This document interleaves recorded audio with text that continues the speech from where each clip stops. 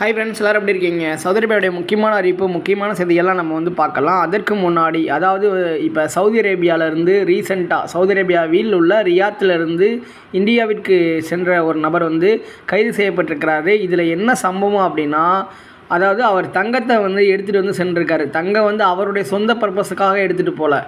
அதாவது இன்னொருத்தவர் விமான நிலையத்தில் கொடுத்துருக்காரு. அதுக்கு கமிஷன் தொகை ஏதாவது தர்றேன் அப்படின்ற மாதிரி சொல்லியிருக்காங்க. அதனால் அவர் வாங்கிட்டு போயிருக்காரு. கிட்டத்தட்ட இந்திய ரூபாய் மதிப்பு 58 லட்சம் மதிப்புள்ள தங்கம், அதாவது 1096 கிராம் தங்கம் எடுத்துகிட்டு போயிருக்காரு.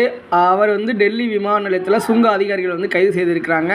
அதாவது அந்த பயணியை மட்டும், சவுதி அரேபியாவிலேருந்து வந்த பயணியை மட்டும் இல்லாமல் அவரை எதிர்நோக்கி காத்திருந்த நபரையும் கைது செஞ்சுருக்கிறாங்க. விசாரணை மேற்கொண்டு வர்றாங்க.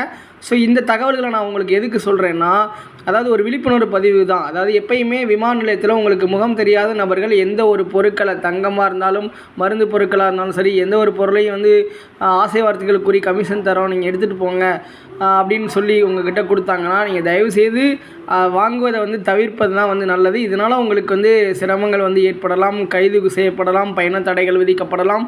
ஸோ இந்த மாதிரிலாம் இருக்குது. மேக்ஸிமம் இந்த மாதிரி சம்பவங்களில் ஈடுபடக்கூடாது அப்படின்ற ஒரு விழிப்புணர்வு பதிவுக்காக தான் நான் இந்த தகவலை கூட உங்கள்கிட்ட சொல்கிறேன். அடுத்ததாக பார்த்திங்கன்னா, அதாவது சவுதி அரேபியாவில் உள்ள ஜவாஜத் தரப்புலேருந்து ஒரு முக்கியமான தகவல் சொல்லியிருக்கிறாங்க. இப்போ யாருக்காவது ஜவாஜத் சேவை முடக்கப்பட்டுள்ளது அந்த மாதிரி உங்களுக்கு மெசேஜ் வந்தாலோ, அதாவது உங்களால் ரீஎன்ட்ரி விசா அப்ளை பண்ண முடியல, இல்லை எக்ஸிட் உங்களுக்கு கிடைக்க மாட்டேங்குது, இல்லை அதாவது ஏதாவது ஒரு சேவைகள் உங்களுக்கு கிடைக்க மாட்டேங்குது அப்படின்னா, உங்களுடைய எக்கமா நம்பரில் ஏதாவது விதிமுறை மீறல்கள் இருக்கலாம். உங்களுக்கே தெரியாமல் கூட அந்த விதிமுறை மீறல்கள் இருக்கலாம். நீங்கள் உங்களுடைய எக்கமா நம்பரை பயன்படுத்தி கூட உங்களுடைய அப்சரில் அதாவது உங்களுக்கு விதிமுறை மீறல்கள், ஃபைன், அபராதம் ஏதாவது இருக்கா இல்லையா அப்படின்றத செக் பண்ணிக்கோங்க. ஃபைன், அபராதம் அதிகமாக இருந்துச்சுன்னா உங்களுடைய நிறுவனம் உங்கள் ஸ்பான்சர்கிட்ட சொல்லி அதை கிளியர் செய்ய சொல்லுங்கள். இல்லை என்றால் அதாவது ஏர்போர்ட்டில் கூட உங்களுக்கு பிரச்சனை இருக்கும். சவுதி அரேபியாவில் அதாவது பொதுவாகவே ரூல்ஸ் அண்ட் ரெகுலேஷனை ஃபாலோ பண்ணாதவங்க, விதிமுறை மீறல்களில் ஈடுபடுபவர்கள், ஃபைன், அபராதம் இதெல்லாம் இருந்தால் சவுதி அரேபியாவில் உள்ள விமான நிலையத்திலிருந்து அதாவது வெளிநாடுகளுக்கு செல்ல முடியாது அப்படின்றத தெரிஞ்சுக்கோங்க. அதனால் எந்த ஒரு ஃபைன், அபராதம் எதுவும் இல்லாத மாதிரி பார்த்துக்கிறது தான் ரொம்ப ஒரு சிறப்பான ஒரு விஷயமாக இருக்கும் அப்படின்றத சவுதி அரேபியாவுடைய ஜவாஜத் தரப்புலேருந்து சொல்லியிருக்காங்க. அடுத்ததாக சவுதி அரேபியாவில் ரீசெண்டாக ஒரு 7 பேர் தூக்கு தண்டனை விதிக்கப்பட்டிருந்தனர். அதாவது நாட்டுடைய சவுதி நாட்டு பாதுகாப்புக்கு அச்சுறுத்தலை விடுத்து நாட்டை காட்டி கொடுத்த 7 சவுதி குடிமக்களுக்கு மரண தண்டனை நிறைவேற்றப்பட்டுள்ளதாக சவுதி அரேபியாவுடைய உள்துறை அமைச்சகம் தெரிவிச்சிருக்கிறாங்க. ரியாத்தில் தான் இந்த தண்டனை நிறைவேற்றப்பட்டிருக்கிறது. அதாவது நாட்டிற்கு வெளியே உள்ள பயங்கரவாத குழுக்களுக்கு பணம் பெற்று சில தகவல்கள், ரகசிய தகவல்கள்லாம் தந்திருக்காங்க. விரிவாக விசாரித்த பொழுது குற்றம் சாட்டப்பட்டவர்கள் குற்றத்தை ஒப்புக்கொண்டனர்.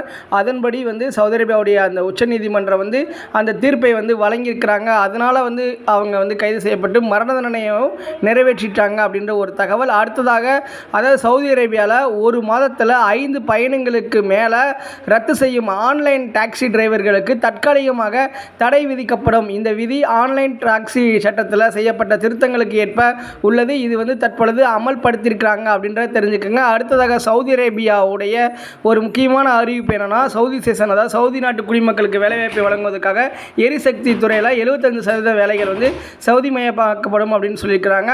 அதாவது நிறைய துறைகளில் சவுதி அரேபியா சவுதி சேஷன் செய்து கொண்டிருக்கின்றனர் அப்படின்ற ஒரு தகவல். அடுத்ததாக அதாவது சவுதி அரேபியாவில் ஆசிர் மாகாணத்தில் கொலை மற்றும் கொள்ளைகளில் ஈடுபட்ட 5 ஏமனியர்கள் தூக்கிலிடப்பட்டுள்ளதாக உள்துறை அமைச்சர் அறிவிச்சிருக்கிறாங்க. அவங்க தன்னுடைய சொந்த நாட்டு குடிமக்களை அடித்து கொன்ற குற்றத்துக்கும் மேலும் கொலை, கொள்ளை போன்ற சம்பவங்கள் ஈடுபட்ட காரணத்தினாலையும் அந்த 5 பேருக்கு பார்த்திங்கன்னா தூக்கு தண்டனை சவுதி அரேபியா நிறைவேற்றிருக்கிறாங்க அப்படின்ற ஒரு தகவலை தெரிஞ்சுக்கோங்க. ஃப்ரெண்ட்ஸ், அதாவது சவுதி அரேபியாவுடைய முக்கியமான அறிவிப்பு, முக்கியமான செய்திகளை தெரிந்து கொள்ள மறக்காமல் நம்ம சேனலை லைக் பண்ணுங்கள், ஷேர் பண்ணுங்கள், சப்ஸ்கிரைப் பண்ணுங்கள். உங்களுடைய கருத்தை கமெண்ட்ல லீவ் பண்ணுங்கள். நன்றி.